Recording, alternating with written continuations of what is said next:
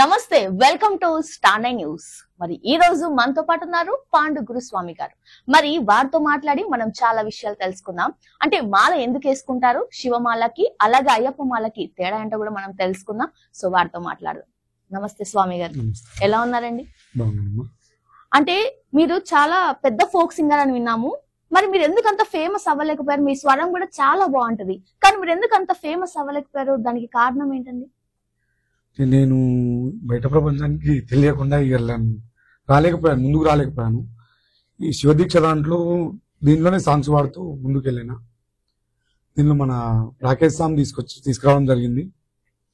గొంతు బాగుంటుంది స్వామి, మీరు ఇక్కడనే ఆగిపోకూడదు, ముందుకు వెళ్ళాలి అని చెప్పేసి రాకేష్ స్వామి తీసుకురావడం జరిగింది. ఒకసారి ఫస్ట్ గా మా కోసం ఒక చిన్న పాట. ఓకే మేడం, తప్పకుండా. శివయ్య నిన్నొక్కసారి చూడాలయ్యా, మా గుండె చాటు బాధ నీకు చెప్పాలయ్యా. నిన్ను చూపి మాయమ్మ నాకు మాల వేసింది, నీ సేవకే మాయమ్మ నాకు జన్మనిచ్చింది. కన్నీళ్లను తుడిచేవని కథలెన్నో చెప్పింది, కష్టాలను బాపేటి బంధువు నీవన్నాది. మము మరచి నువ్వక్కడ కొలువైతే ఎట్లరా, మము మరచి శ్రీశైలంలో శిలవైతే తప్పురా. వావ్, నిజంగా చాలా బాగుంది, చాలా బాగుంది. అంటే మీ స్వరం కూడా చాలా బాగుంది. అసలు అంటే మీరు ఎక్కడ పుట్టారు, ఎక్కడ పెరిగారు, అసలు మీ లైఫ్ జర్నీ ఏంటో మా కోసం ఒకసారి.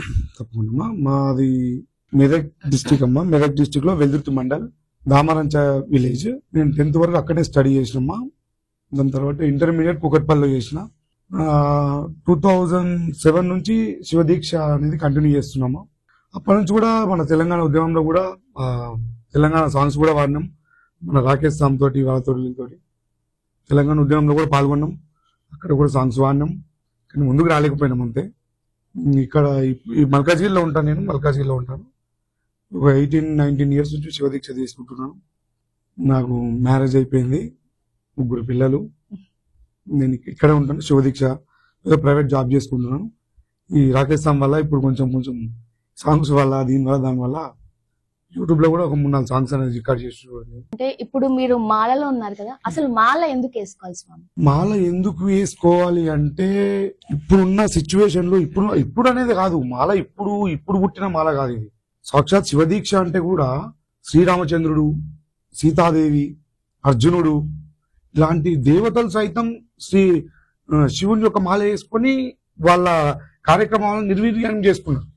అంటే వాళ్ళు ఏదన్నా దీక్ష తలపెట్టుకున్నప్పుడు ఈ కార్యక్రమం నిర్విఘ్నంగా ఏ ఆటంకాలు లేకుండా కంపల్సరీ జరగాలి అన్నప్పుడు ఇట్లా దీక్ష తీసుకొని, మండల దీక్ష తీసుకొని, వాళ్ళ దీక్ష తీసుకొని, శివుని దీక్ష తీసుకొని ఆయనకు 41 రోజుల పాటు ఇప్పుడు అంటే ఇక్కడ సిటీలో అక్కడ ఉంటున్నాం, కానీ ఇంతకుముందు అంటే అడవులలో ఉండేది, బయటకు వచ్చేది కాదు. ఇంతకుముందు అక్కడే ఉండి దీక్షలు చేసుకునేది. ఇప్పుడు ఈ అన్ని మానవ సంబంధాలు ఇవన్నీ దీనివల్ల మనం అంత మర్చిపోయినట్టు అయిపోతుంది. హిందూ సమాజాన్ని కానీ ఎక్కడెక్కడ మర్చిపోతున్నారు సంబంధాలని. దానికోసం ఒక 41 రోజు మండల దీక్ష కాలం పాటు దేవుని మీద భక్తి అంటే ఇలాగ ఎప్పుడు ఉండాలి. 41 రోజునే కాదు, ఈ 41 రోజన్నా పొద్దున, మధ్యాహ్నం, రాత్రి ఈ 3 పూటలా పూజ చేసుకుంటే ఆయనలో లీనమైపోనికి, ఆయనకు చేరువగానికి ఒక చిన్న ఉత్తభక్తి లాంటి. అంటే ఇప్పుడు ఈ శివమాల మీరు వేసుకున్న శివమాల, అంటే ఈ శివమాల అనేది ఎన్ని రోజులు ఉంటుంది? 41 రోజులు ఉంటుంది అమ్మ. మండల దీక్ష 41 రోజులు ఉంటుంది. 41 రోజుల తర్వాత జ్యోతిర్ముడి కట్టుకొని శ్రీశైలం వెళ్ళి మాల తీసేస్తాం. అంటే శ్రీశైలం వెళ్ళాలి. అంటే ఇప్పుడు అయ్యప్ప మాల గురించి మీరు ఏమన్నా చెప్తారా? అయ్యప్ప మాల అంటే సేమ్ ఉంటది. అయ్యప్ప మాల శివదీక్ష కూడా సేమ్ ఉంటది. దీక్షలోకి వెళ్ళా మొదటి దీక్ష శివదీక్షనే. అయ్యప్ప స్వామి దీక్ష మొదటి కాదు, శివదీక్షనే మొదటిది. అయితే అయ్యప్ప స్వామికి 18 మెట్లు ఉంటాయి, 18 తాంబరం ఉంటుంది. శివదీక్షలో మాత్రం ప్రపంచంలో ప్రసిద్ధిగాంచిన జ్యోతిర్లింగములు 12 జ్యోతిర్లింగములు ఉంటాయి.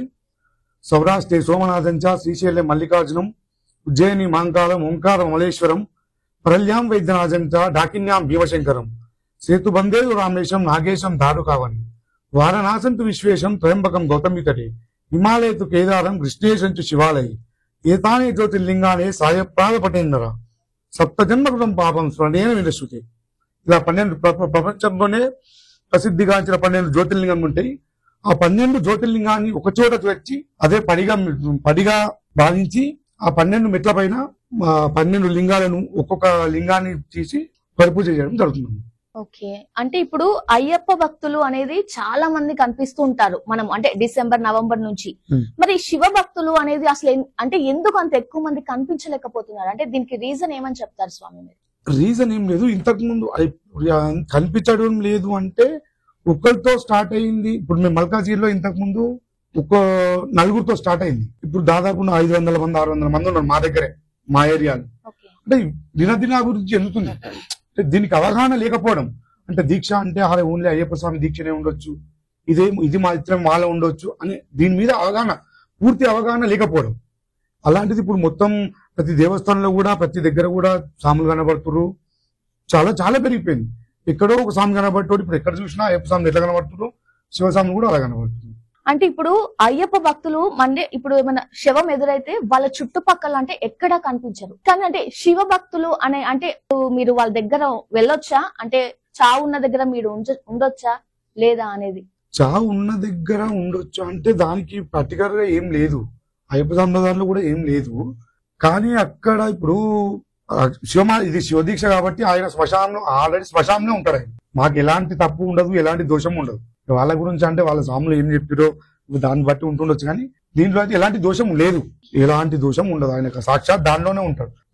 చరాచర జగత్తు నేలతోడే దాంట్లో ఉన్నాక ఆయన ఎదురు వస్తే ఆయన అక్కడ ఉంటే దాంట్లో తప్పేముందా? అంటే ఇది నేను ఒక దగ్గర చూసాను స్వామి. అంటే ఇప్పుడు అయ్యప్ప మాలలో కండువ లైట్ గా చినిగిపోతే మాలని తీసేయాలి అంటారు. అంటే అది నిజమా కాదా? లేదు, మాల తీసేయాలని లేదు, చినిగిన బట్టలు వేసుకోకూడదండి. మనం ఒక దీక్ష తీసుకున్నావు, దేవునికి ఇప్పుడు నువ్వు ఏదైనా చిరిగిపోయింది వేస్తే, ఊసిపోయిన దండలు వేస్తే ఎట్లా ఉంటుంది, చూడడానికి కూడా బాగుండదు. దానికి ఆ కాన్సెప్ట్ తోటి అట్లా పెడతారు, కానీ మాల కంపల్సరీ తీసేయాలని ఏం లేదు. ఇప్పుడు మీరు క్లాత్స్ వేసుకుంటారు కదా స్వామి, అంటే దీన్ని మీరే వాష్ చేసుకుంటారా లేకపోతే మీ ఇంట్లో వాళ్ళు వాష్ చేస్తారా? ఐరన్ అంటే ఇదన్నీ మీరే చేసుకుంటారా? దీనికి ఏమైనా నియమ నిబంధనలు ఉంటాయా? మంచి ప్రశ్న. ఇది మేమే వాష్ చేసుకోవాలి. ఐరన్ అంటే ఇప్పుడున్న ప్రజెంట్ సమాజంలో మా డ్యూటీలకు వెళ్తారు, ఆఫీసులకు వెళ్తుంటారు, దానికి వెళ్తుంటారు కాబట్టి ఎవరి వాళ్ళు చేసుకోవాలి, వేరే వాళ్ళు చేయడానికి లేదు. ఎందుకంటే మనం దీక్ష చేసుకున్నాం కాబట్టి మనం దీనికోసం మనమే చేసుకోవాలా, మనమే వాష్ చేసుకోవాలి, ఐరన్ చేసుకోవాలి, కంపల్సరీ చేసుకోవాలంటే మనమే చేసుకోవాలి, వేరే వాళ్ళు చేయడానికి లేదు. ఓకే, అంటే ఇప్పుడు మీరు ఫోక్ సింగర్ కదా, అంటే మీరు ప్రయత్నం చేస్తున్నారా? అంటే బయటికి రావడానికి, అంటే జనాల్లోకి రావడానికి మీరు ప్రయత్నాలు చేస్తున్నారా? చేస్తున్నాము, ఉన్నాయి సాంగ్స్ కూడా ఉన్నాయి. మన ఒక ఫ్రెండ్షిప్ మీద కూడా ఒక సాంగ్ ఉన్నది ఒకటి, అది కూడా చేస్తున్నాము. మా కోసం మళ్ళీ ఒక సాంగ్ పాడారు, అంటే ఫ్రెండ్షిప్ సాంగ్ అయినా సరే, అంటే ఏదో ఒక పాట మా కోసం. నేస్తమానా మనసుకు మరువని గురుతైనావురా, నేస్తమానా కళ్ళల్లోనే మెదులుతున్నావురా, యాడ పుట్టినం యాడ పెరిగినం ఏడికొచ్చి మనం ఒక్కటయినం, ఈ పాఠశాల మన ఇద్దరి మధ్యన స్నేహం పెంచెరా, నేస్తమానా మనసుకు మరువని గురుతైనావురా, నేస్తమానా కళ్ళల్లోనే మెదులుతున్నావురా. చాలా బ్యూటిఫుల్ గా ఉందండి. అంటే ఒక ఫ్రెండ్షిప్ అనేది అంటే మీ పాటలోనే కనిపించింది, చాలా అద్భుతంగా ఉందండి. ఇంకా మీ లైఫ్ ఇంకా చాలా బ్యూటిఫుల్ గా ముందుకెళ్లాలని కోరుకుంటూ thank you so much for coming అండి. మరి ఇలాంటి వీడియోస్ తో మళ్ళీ మీ ముందుకు వస్తుంటాం. అంతవరకు చూస్తూనే ఉండండి స్టార్9 న్యూస్, వాయిస్ ఆఫ్ ట్రూత్.